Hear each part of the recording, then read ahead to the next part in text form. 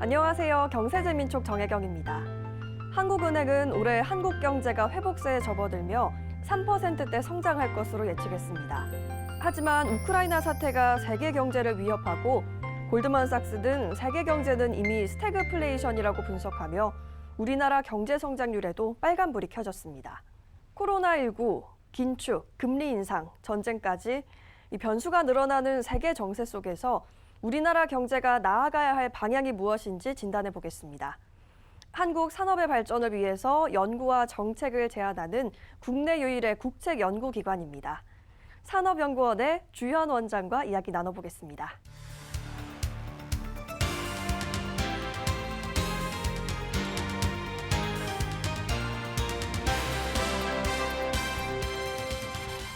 원장님 안녕하십니까? 네, 안녕하세요. 반갑습니다. 네, 반갑습니다. 네, 원장님, 산업연구원 KIT 어떤 일을 하는 곳인지 소개 부탁드립니다. 산업연구원은 국내외 산업, 기업, 통상, 또 균형 발전 이런 부분들을 연계해서 종합적으로 연구하는 연구기관이고요. 연구 성과를 정부에다가 정책 대안으로 제안하는 그런 국책 연구기관입니다. 네. 1976년에 설립이 됐고요. 그동안 46년 동안 한국의 산업 발전을 뒷받침해 왔다고 저희는 자부하고 있습니다. 네. 그리고 산업연구원에서 올해 경제 성장률 전망을 2.9% 네, 정도 맞습니다. 하신 것 같고요. 네. 한국은행보다 조금 낮은 것 같아요. 한국은행은 3.0% 네, 정도로 네. 전망한 것 같은데요. 2.9% 뭐 높지도 않고 낮지도 않은 전망치지만 올해 과연 달성 가능할까 궁금해집니다. 작년 말에 저희가 2.9%로 전망을 했었습니다. 그때는 가능하다고 생각했는데 네. 올해 들어서 경제 상황이 굉장히 많이 바뀌고 있어요. 예를 들면은 코로나 변이 바이러스 때문에 이 코로나 상황이 쉽게 종결되지 않고 있는 것이 가장 큰 첫 번째 이유고요. 네. 그 다음으로는 이제 그 원유 가격이라든가 원자재 가격이 사실은 올해 조금 계속될 거라고 생각했지만 한 중순 넘어가면은 안정될 거라고 생각했거든요. 그래서 저희 연구는 당초 올해 한 연평균 배럴당 원유 가격이 한 80달러 이 정도로 예상했는데 지금 100달러를 넘나들고 있을 뿐만 아니라 내려갈 기색을 보이지 않고 네. 있죠. 다음으로는 인플레이션 압력이 굉장히 지금 큽니다. 선진국들도 깜짝깜짝 놀랄 정도로 인플레이션이 물가 상승률이 높아서 이 부분도 굉장히 악영향을 미치고요. 마지막으로 아무도 예상 못했던 러시아의 우크라이나 침공 네. 이로 인해 가지고서 세계 경제 성장률이 불가피하게 내려갈 수 없는 밖에 없는 그런 상황에 예. 놓였습니다. 그래서 저희 연구원은 올해 세계 경제 성장률이 한 4.9%를 예상했는데 과연 4%나 달성할 수 있을까 이런 생각이 들고요. 결과적으로 올해 경제 성장률은 지금과 같은 상황에서는 2.9%보다 좀 많이 낮아질 수밖에 없지 않을까 이렇게 생각합니다. 네. 최근에 기름값이 정말 많이 올랐죠. 네. 이렇게 유가와 원자재 가격이 상승을 하면 경제 성장률은 떨어질 수밖에 없다, 네네. 불가피하다 이렇게 보시는데요. 네. 그렇다면 어떤 분야가 가장 타격을 크게 입을까요? 그 원유 가격이라든가 원자재 가격은 일차적으로는 뭐 그거를 많이 소비하는 그러니까 기초 소재 산업이라든가 또 그거를 이용해 가지고서 부품과 같은 중간재를 만드는 산업의 비용 상승 그러다 보니까 사실 어느 산업에도 다 영향을 미친다고 볼 수가 있겠는데 일단은 일차적으로는 그 원유나 또 원자재를 많이 쓰는 뭐 예를 들어서 정유 산업이나 석유화학 산업, 철강 산업, 뭐 시멘트 산업 이런 산업들은 일차적으로 큰 영향을 받을 수밖에 없는 그런 네. 상황이고요. 또 철강을 많이 쓰는 그 조선 산업, 조선 산업은 이제 후판을 주요 원자재로 하는데 후판 가격이 벌써 1년 동안에 50% 이상 올랐고 지금도 계속 이제 올라가는 그런 상황이거든요. 네. 조선 산업 같은 경우에는 주문을 2년 전에 받아 놓습니다. 그때는 철강 가격이 이렇게 높을지 모르고 싸게 주문을 받아놨는데 이제 배를 만들 시점이 되니까 철강 가격이 마냥 올라가니까 적자를 낼 수밖에 없죠. 뭐 이에 비해서 반도체 같은 경우는 기본적으로 원자재를 좀 적게 쓰는 산업이라서 상대적으로 영향이 좀 작은 산업이라고 볼 수가 있겠습니다. 그 원장님 말씀 들어보니까 수출도 수출이지만 채산성 문제도 굉장히 좀 네, 우려가 네. 되는데 어떻게 전망을 하시고 계신지 궁금해집니다. 그러니까 채산성 부분은 아무래도 이제 이 모든 원자재 가격이 올라가면 비용에 반영이 되는데 만약에 우리가 만든 제품을 가격을 따라 올릴 수 있으면 사실 채산성 문제는 별 네. 문제가 안 되지만 가격을 올릴 수 없을 때 이제 문제가 되거든요. 그래서 이중적입니다. 지금 그 원유 가격이라든가 원자재 가격은 우리나라 기업에만 부딪히는 문제가 아니라 전 세계 모든 기업들이 똑같은 국제 원유 가격과 국제 원자재 가격에 봉착해 있는 거거든요. 그렇게 본다면 사실은 상대적인 경쟁력은 이 차이가 나지 않기 때문에 네. 제품 가격을 올려서 채산성을 어느 정도 유지할 수 있는 경우도 있지만 또 그렇지 않은 경우도 많이 있습니다. 그래서 내수 산업 같은 경우에는 워낙 내수 경쟁이 치열하고 이러다 보니까 가격을 전가 못하면 채산성이 굉장히 악화되는. 뭐 예를 들어서 중소기업 같은 경우는 이 가격을 전가하기가 쉽지 않기 때문에 채산성이 굉장히 나빠질 가능성이 매우 높다고 보겠습니다. 네. 작년에는 수출이 우리나라의 경제 회복을 이끌었는데요. 이제 수출에도 타격이 있을까요? 그렇습니다. 그 수출도 타격이 있을 수밖에 네. 없습니다. 그러니까 작년에 저희 그 수출이 6천억 달러를 넘어서는 단군 이래로 우리나라가 가장 많이 수출을 한 그런 해였었거든요. 예.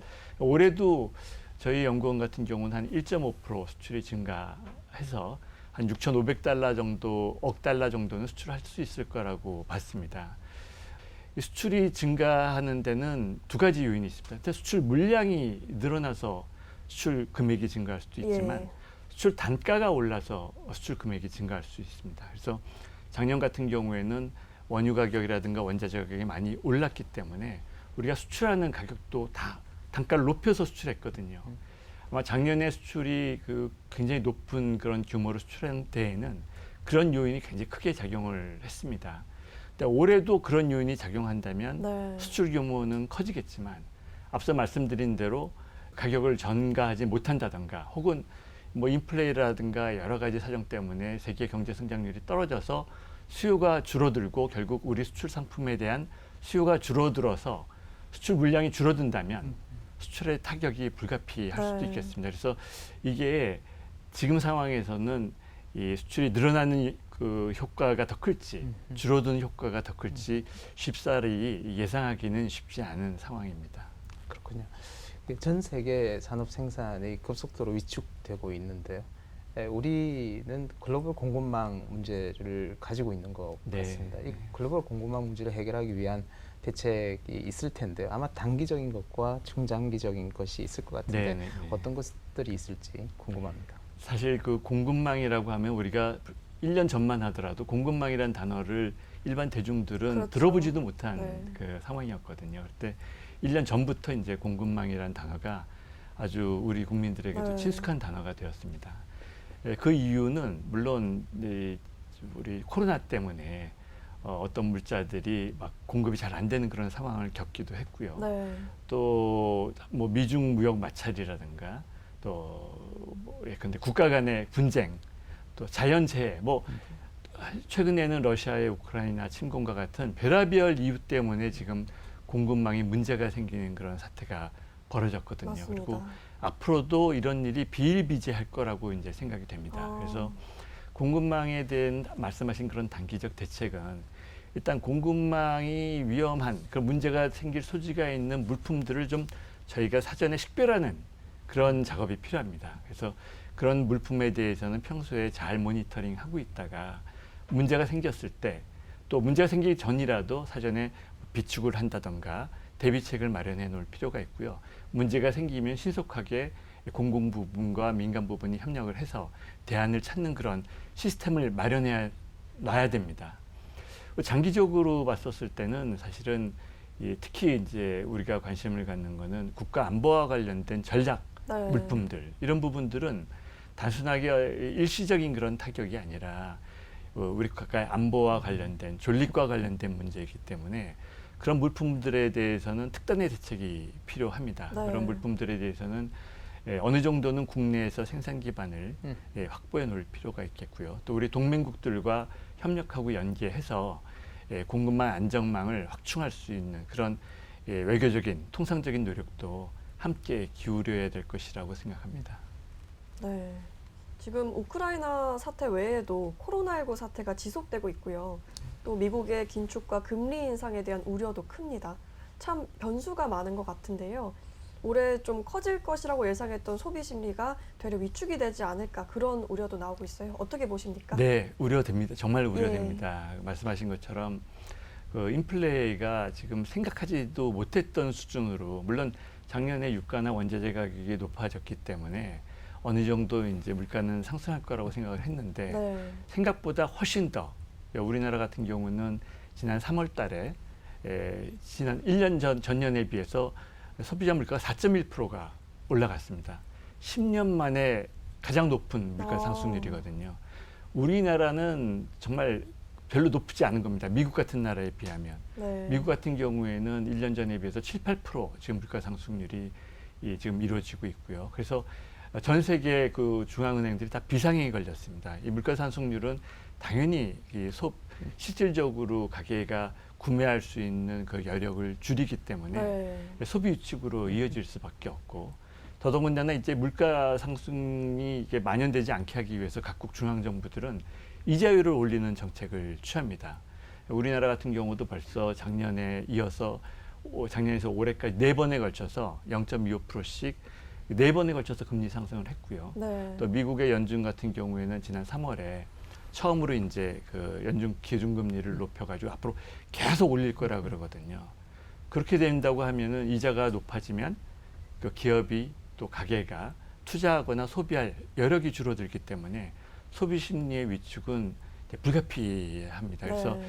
지금 이제 코로나 시국이 완화돼서 소비 심리가 회복이 되나 했는데 이 반대되는 영향력 때문에 조금 그 우리의 경제 성장이라든가 경제 회복이 지체되거나 오히려 위축되지 않을까 네. 굉장히 우려되는 그런 상황이라고 볼 수가 있겠습니다.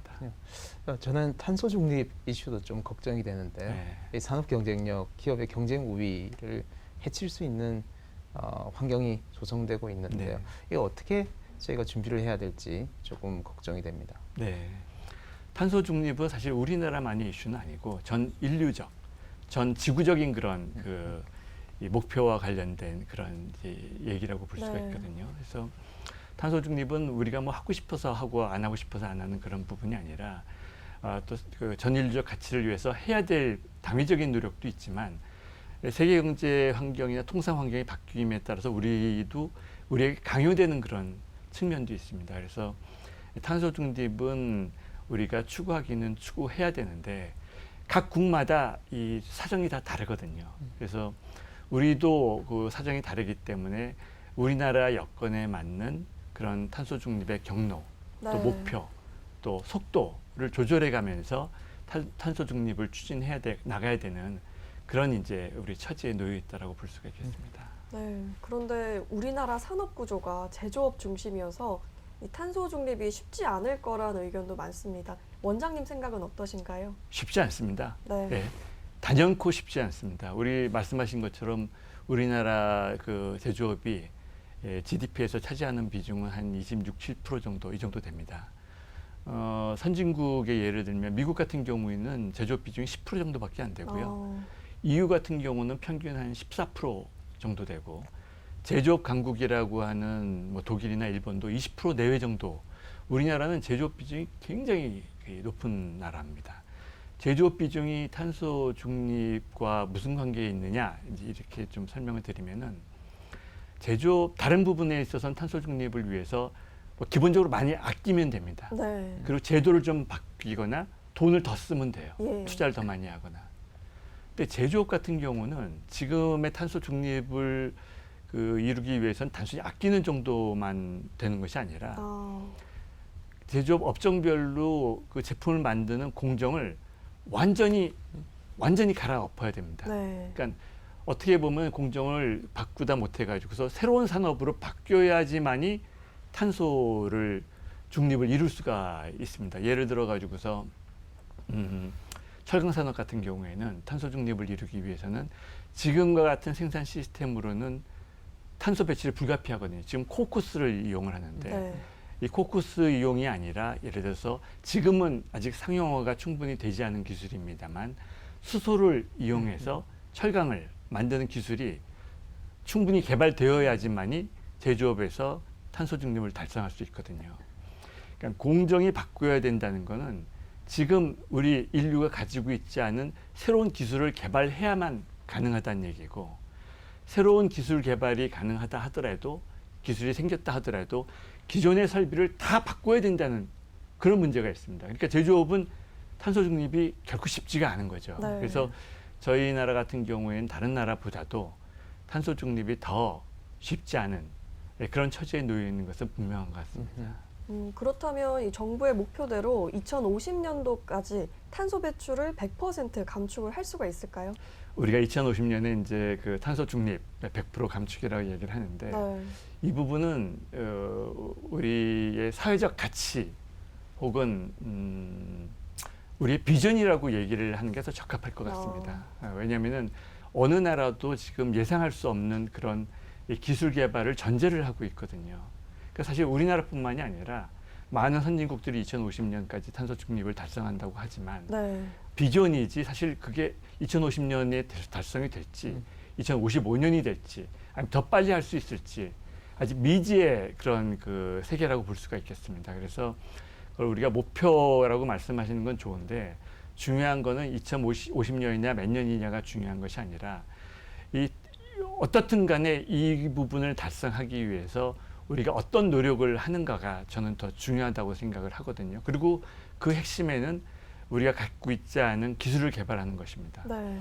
이렇게 탄소 중립과 에너지 전환 그리고 디지털화처럼 지금 우리나라 산업 구조 자체가 크게 전환기를 맞고 있는 것 같은데요.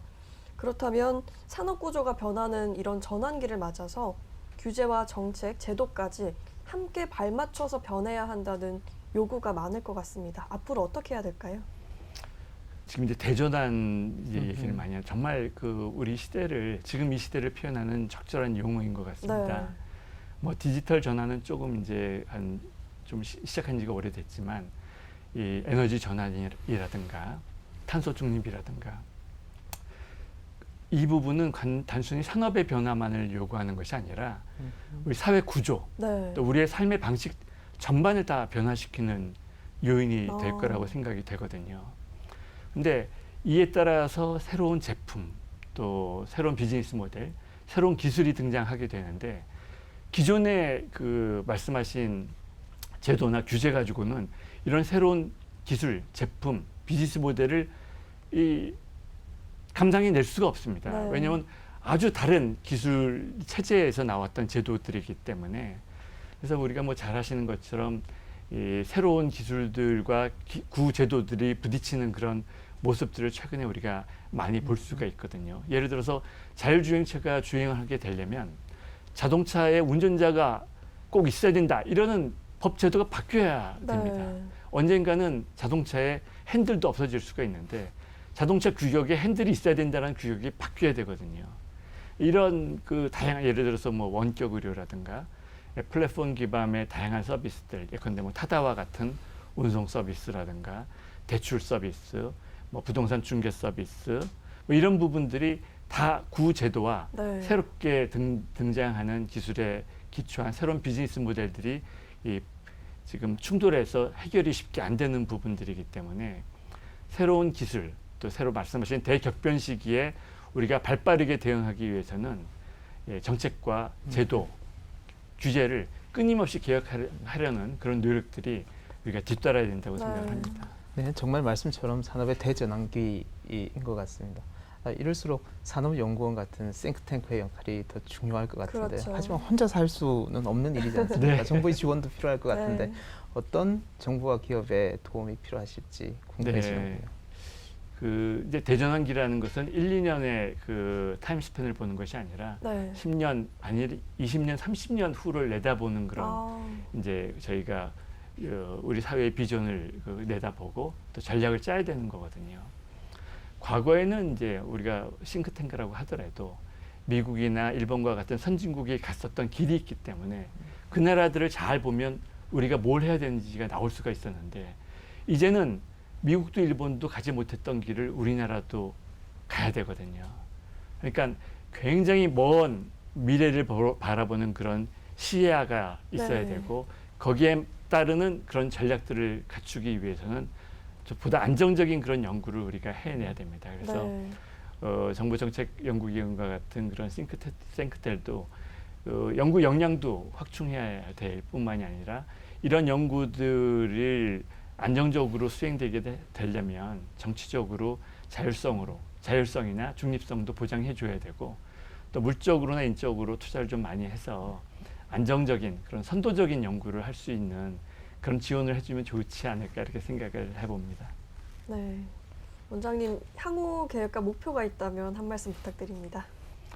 우리 경제, 우리 산업이 이제 한 치 앞도 내다볼 수 있는 격변의 시기에 있기 때문에 저희 산업연구원 그리고 저 개인 입장으로서도 이런 격변기를 우리 경제가 또 우리 산업이 슬기롭게 잘 헤쳐나갈 수 있는 그런 지혜를 모으는 그런 산업연구원 그리고 또 제 역할이 그런 데 있지 않나라고 생각을 하고요. 그래야 이제 저희 국제연구기관으로서 역할도 다하고 싱크테크로서의 소임도 다하는 것이 아닐까 생각을 해봅니다. 우리 매경 TV랑도 같이 이런 문제에 대해서 같이 머리를 계속적으로 모아서 좋은 아이디어를 또 우리 사회에 좋은 그런 대안들을 제시해 볼 수 있기를 기대를 해봅니다. 네, 기대해 보겠습니다. 네, 이렇게 산업적인 큰 차원에서 얘기를 하는 것도 물론 정말 중요하지만 요즘 누구보다 힘든 사람들이 아마 서민들이 아닐까 네, 싶어요. 네. 이런 서민분들의 마음을 좀 달래줄 그런 정책은 어떤 걸까요? 이제 우리 흔히 양극화라고 예. 많이 얘기를 합니다. 양극화는 전 세계적으로 특히 이제 지난 한 20-30년 동안 전 세계적으로 양극화가 다 큰 문제로 지금 대두가 되고 있는데 우리나라는 조금 더 심각한 상황일 수 있을 것 같아요. 다른 나라에서는 보기 어려운 예를 들어서 대기업과 중소기업과의 양극화, 또 정규직과의 비정규직 양극화, 또 남성과 여성 이런 다양한 요소들이 있어서 저희 연구기관들도 이 부분에 대해서 관심을 가지고 지켜보고 있는데 워낙 구조적인 요인들이 쌓여 있는 부분이고 네. 또 우리가 또 바쁘게 또 세상이 변하는데 또 뒤쫓아가는 일도 같이 해야 되는 형편이래 가지고 두 마리 토끼를 잡기가 쉽지 않은 형편입니다. 그래서 일단은 이 부분에 대해서는 뭐 과학기술의 발전이라든가 산업의 발전을 통해서도 노력을 해야겠지만 정치적인 그런 그 과정을 통해서 네. 사회 안정망을 확충하고 또 사회적으로 어려운 그런 환경에 있는 사람들 같이 끌고 나가는 그런 법제도라든가 사회제도를 마련하는 그런 우리 모두의 노력이 굉장히 네. 중요하다고 생각을 하고 있습니다. 네, 원장님 말씀 고맙습니다. 네, 요즘 치솟는 밥상 물가를 보면 절로 한숨이 나오시죠? 코로나19 팬데믹 이후 우크라이나 사태까지 겹치면서 공급망 차질이 빚어지고 인플레이션 압력이 커지고 있습니다. 이런 현상 속에서 우리나라 경제가 나아가야 하는 방향이 무엇인지 오늘 산업연구원 주현 원장님과 이야기 나눠봤는데요. 인플레와 불황이 동시에 일어나는 스태그플레이션의 우려 앞에서 물가와 경기의 균형점을 찾을 수 있길 바라겠습니다. 원장님 오늘 좋은 말씀 고맙습니다. 네, 감사합니다.